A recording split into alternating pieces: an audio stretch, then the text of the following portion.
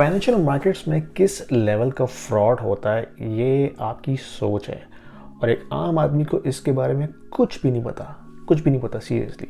मैं खुद इतना कुछ पढ़ता रहता हूँ, उसके बावजूद मुझे अभी कुछ भी नहीं पता। आज मेरी नज़र से एक आर्टिकल गुजरा जिसमें बेड एंड बाथ में जो डिबैकल हुआ है उसके ऊपर उन्होंने थोड़ी सी रोशनी डाली है और वो ये बताता है हमें कि ये जो बेल आउट्स होते हैं ना फाइनेंशियल मार्केट्स के अंदर, चाहे वो बैंक्स के लिए हो या किसी कॉरपोरेशन के लिए हो, बेल आउट्स हमेशा मोरल हैज़र्ड क्रिएट करते हैं। मोरल हैज़र्ड क्या होता है कि आप एक ऐसा इंसेंटिव सिस्टम क्रिएट कर रहे हैं जिसके बाद जो कंपनीज या कॉरपोरेशंस हैं वो मज़ीद रिस्क लेती हैं। यानी कि अगर मुझे ये डर ना हो कि यार मैं कोई स्टूपिड मिस्टेक करके अपना बिजनेस जो है वो डुबो दूंगा क्योंकि मुझे बेल आउट करने के लिए सेंट्रल बैंक खड़ा हुआ है या गवर्नमेंट खड़ी हुई है, तो मुझे क्या डर है, मैं रिस्कियर डिसीजन लूँगा और क्योंकि मुझे पता है मेरे पीछे एक इदारा खड़ा है जो मुझे बेल आउट कर लेगा।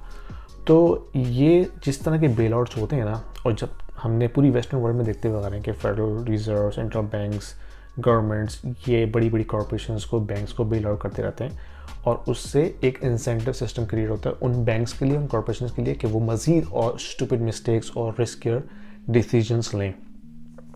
तो बेड एंड बाथ के केस में क्या हुआ है कि इट वॉज ऑलरेडी बैंकरप्टेड, यानी कि 2014 में उनका जो रेवेन्यू था वो ऑलरेडी नोज डाउन करना शुरू किया था और इसका सारा क्रेडिट जाता है अमेज़ॉन को। अमेज़ॉन जब बूम कर रहा था उनको पता था कि उनका सर्वाइवल अमेज़ॉन के सामने ऑलमोस्ट इम्पॉसिबल है, तो रेवेन्यू उनका नोज डाइव करता रहा और फिर 2020 में दे वर ऑलरेडी बैंकरप्ट, यानी कि उनके पास कैश बचा ही नहीं था ऑपरेट करने के लिए। उस वक्त उन्होंने 1 बिलियन वर्थ ऑफ स्टॉक जो है मार्केट में फ्लोट किया। इसकी वजह क्या है, देखें, इन्होंने बेसिकली बाय बैक किया स्टॉक अपना, और बाय बैक स्टॉक कैसे किया, लोन के ऊपर, यानी कि एक लेंडर से क्रेडिट लेके अपनी कंपनी के स्टॉक्स बाय बैक किए मार्केट से। अच्छा, buy back not necessarily is a bad thing, Apple भी बाय बैक करता है स्टॉक, ठीक है, काफ़ी इस पर क्रिटिसिज्म भी होता है वॉरेन बुफे के ऊपर कि वो उसको प्रमोट करता है। लेकिन अगर बाय बैक आप अपने कैश से कर रहे हैं ना, आपका कैश बैंक में पड़ा हुआ है, आप उससे बाय बैक कर रहे हैं, on a moral scale it's okay, it's neutral, ठीक है, ना बैड है ना गुड है।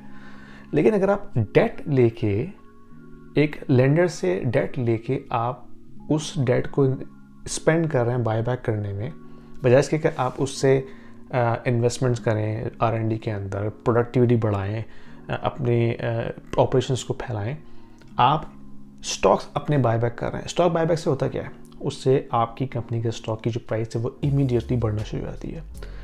तो जब ऐसा होता है, और यही हुआ बेड एंड बाथ में कि 2020 में या 2021 में इन्होंने $1 बिलियन के स्टॉक्स बाय बैक किए on a date, on a loan. उससे मार्केट में स्टॉक अप हुआ और जो ऊपर बैठे शेयर होल्डर्स थे, जो उनके ओनर्स थे, they start selling that stock. जो उनके पास ऑप्शंस थे, जो स्टॉक थे, they start selling it and that's how they made money out of the retail investors. आपको याद होगा कि एक आखिर किस्म की रैली हुई थी मीम स्टॉक की तरह से इसकी, और it actually went up like 30-40% up overnight. और उस रैली में इनके जो बड़े बड़े शेयर होल्डर्स थे, जो ओनर्स थे, they start selling their stocks and they made money out of it at the cost of the retail investor. फंसा कौन? Retail investor. और वही सारी रेडिट के ऊपर चीज़ें पढ़ के जो मीम स्टॉक्स के पीछे भागते हैं। तो पॉइंट ये है कि इस कदर लेवल का ये फ्रॉड होता है, this should be illegal outright. लेकिन क्यों? ये एक ऊपर तबका बैठा हुआ है वॉल स्ट्रीट में, जिनका काम ही है कि किस तरह इन्होंने एक मिडिल क्लास रिटेल इन्वेस्टर्स का खून निचोड़ना है और सारी की सारी वेल्थ जो है वो एक छोटे से तबके के पास जमा होती रहे। ना ही बैंक्स इसके खिलाफ कुछ कर सकते हैं। अगर बैंक्स भी रिस्क के इन्वेस्टमेंट लेते हैं तो फेडरल रिजर्व उनको बेल आउट कर लेता है, उनको पता है उनके पीछे फेडरल रिजर्व खड़ा है बेल आउट करने के लिए। गवर्नमेंट जो है वो बड़ी बड़ी कॉरपोरेशंस को बेल आउट कर लेती हैं। तो ये पूरा सिस्टम इस कदर रिग्ड है कि अगर आपको इन्फॉर्मेशन ना हो कि किस तरह चल रहा है, you can be wiped out financially like with in a second. मैंने खुद काफ़ी lessons learned किए हैं by doing these stupid mistakes, chasing after meme stocks in 2020, 2021. That was a very expensive lesson I learned. लेकिन उससे मुझे पता ही चला है कि the whole system is totally rigged. And अगर आपको information नहीं है, knowledge नहीं है, और आप stock trading कर रहे हैं, then you are doing a very very risky move. क्योंकि आपको नहीं पता पीछे क्या गेम हो रहा है. स्टॉक्स जब ऊपर जाते हैं without any valid reason, there must be a big game behind it. Cryptos में भी यही हुआ है और जितने मीम स्टॉक्स में भी यही हुआ है. और अगर मैं आपसे कहूँ कि ये जो लास्ट 10 ईयर्स में जितनी भी स्टॉक मार्केट में ग्रोथ देखी है हमने एक्सपोनेंशियल किस्म की, अगर मैं आपसे ये कहूँ कि उसका मेजर चंक जो है वो बाय बैक्स की वजह से हुआ है, आपको यकीन आएगा? शायद नहीं आया. यानी कि इस ग्राफ को अगर आप देखें तो इससे आपको पता चलता है कि जो बाय बैक्स हैं सिर्फ उसने ही रैली दिखाई है पूरी स्टॉक मार्केट के अंदर लास्ट 10 ईयर्स में. बाकी जो दूसरे बायर्स हैं, hedge fund owners, insurance brokers, retail investors, वो सब फ्लैट रहे हैं. सिर्फ बाय बैक शेयर्स जो हैं वही ग्रोथ एलिमेंट का एक वाइटल कंट्रीब्यूशन करता हुआ नज़र आ रहा है हमें. That means this is all fake growth. ये कंपनीज खुद ग्रोथ आर्टिफिशियली क्रिएट कर रही हैं. This is what I call moral hazard.